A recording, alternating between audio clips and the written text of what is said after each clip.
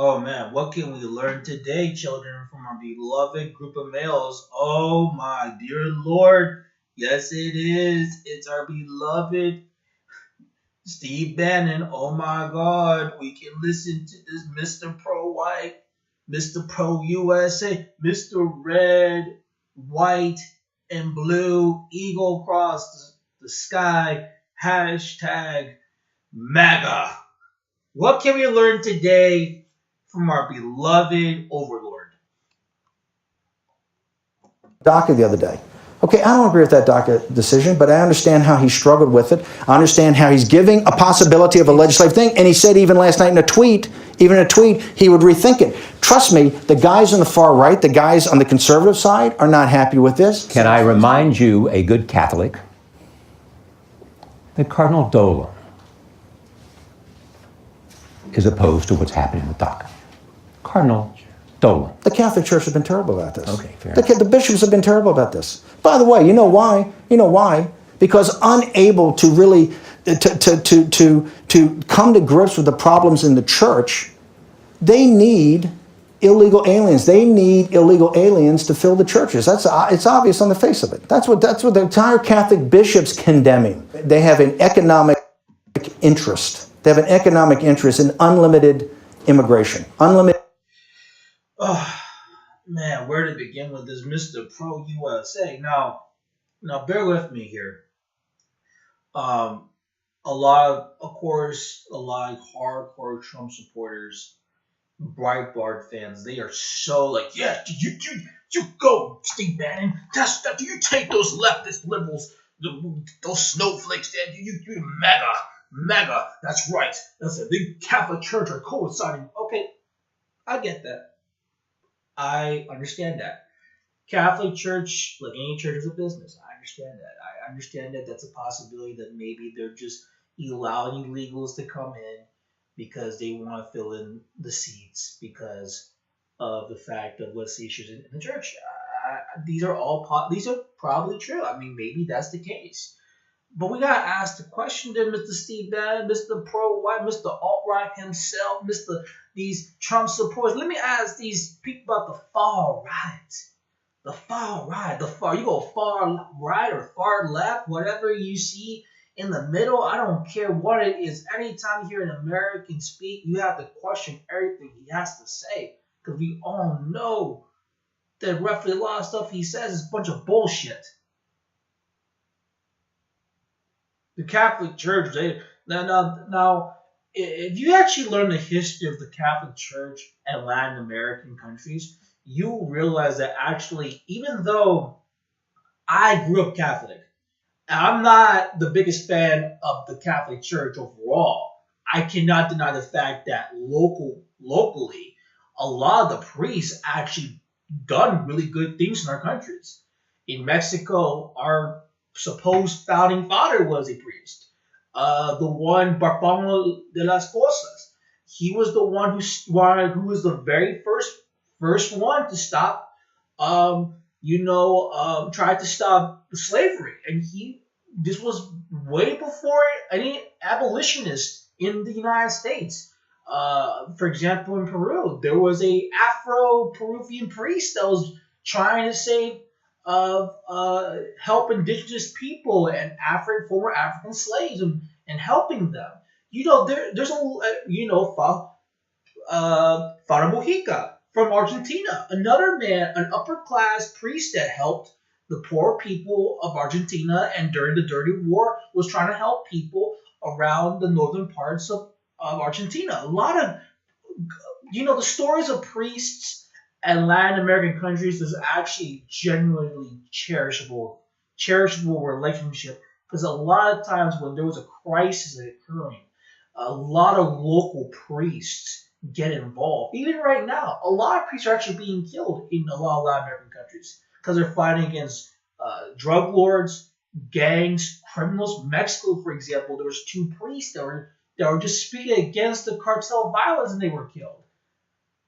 I mean, the fact that you're going to sit there and say, well, it's because no, it's not because of, they want the mini. No, Mr. Alt-Right, no, Mr. Pro-USA, no. Oh, he's so far right. He's so far right. Oh, really? So we need to teach these Americans some history here. Because we need to take a good look about your far right. Oh, no, Mr. Pro USA. Let's learn about your history today. Robert, obviously, people don't know who this character is. And if anyone knows who he is, we have to look at the Salvadoran War. And this is Roberto, obviously, aka Blowtorch Bob. That's his name, Roberto Arrieta. Blowtorch Bob. Anyone who has studied the Salvadorian Civil War, this is the main reason why there's Salvadorians in the United States to begin with. The same people that say, oh my God, you see why are all these immigrants coming to the United States? Oh, we didn't do nothing. Why can't they fix their own country? You know why? Because you fucked up these countries. What did Blowtorch Bob do? He was a candidate. He was behind the assassination of Archbishop Oscar Romero. Oh no. What did he? He was trained in communications at the School of Americas, a United States Department of Defense institute that provides military training to government personnel in the USA allied Latin American nations. Are you kidding me? Oh no. You mean to tell me a man who had death squads, who have talked about killing 200 to 3,000 people to restore peace to El Salvador, was trained by the United States military? And the thing about this guy, he was an extreme right-winger. And he killed the Archbishop Oscar Romero. And people don't know who he is. He was a prelate in the Catholic Church. Now, I'm not saying, look, I grew up Catholic. I'm not saying curly, I grew up Catholic, so I know what I'm talking about when I'm saying this, bro. I mean, if you're not Catholic, that's fine, but I'm just telling you what I know. This man was a priest who stood against the crimes against his own people, and he shot down by a right-winger nutjob funded by the United States. And he was a priest. Now we gotta go back to Steve Bannon. Well, we gotta talk to these Trump supporters. You got some explaining to do, bro. You got some explaining to do. What happened to this guy? I mean, it's on YouTube. If you just type in Oscar Romero movie, it's on YouTube. You should watch it. It's a good movie.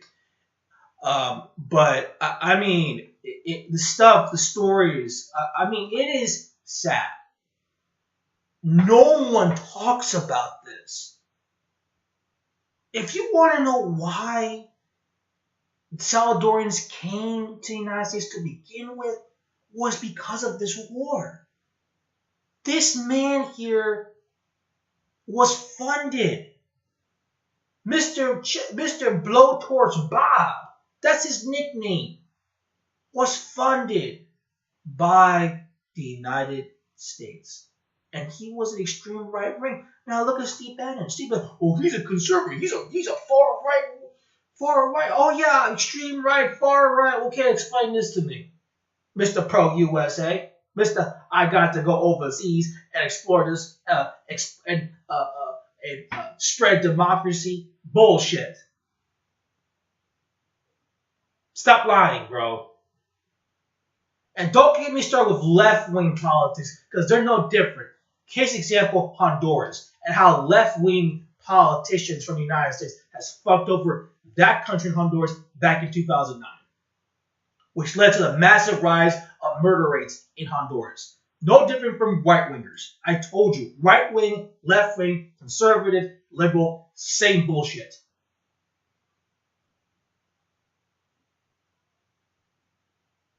How many people know who this guy even existed? You're not hearing nothing in these textbooks about this stuff. But down in these countries, we know. We know how the USA really is.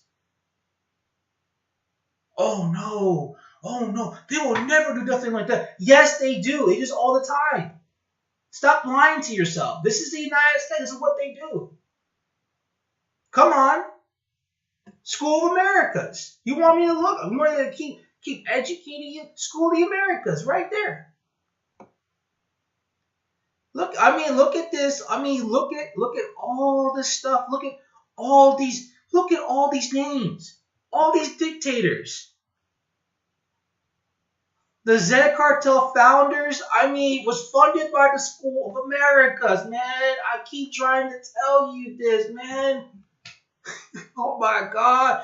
It period educated several Latin American dictators, generations of military aid during the 80s, including use of torture in his curriculum. I told you this, Mr. Pro-USA. This is what they do. I keep trying to tell you this, Mr. Pro-USA. I keep trying to tell you. This is what your country's doing. You don't want to listen. Unbelievable. Unbelievable.